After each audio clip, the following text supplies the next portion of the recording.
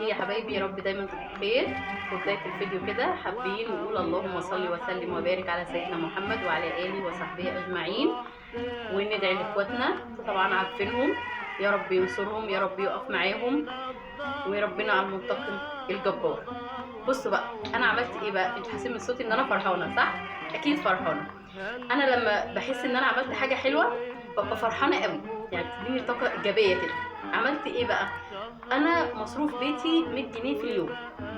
طب 100 جنيه بتكفي؟ والله العظيم بتبقى ماشيه بستر ربنا، بس اهم حاجه تطلعي منها حاجه لله. ولو جنيه، لو جنيه ربنا هيبارك لك فيها كانها 1000 جنيه مش 100 جنيه. بصوا بقى يا جماعه، انا ظبطت اكل يومي النهارده. طب هتعملي اكل ايه يا ام يوسف؟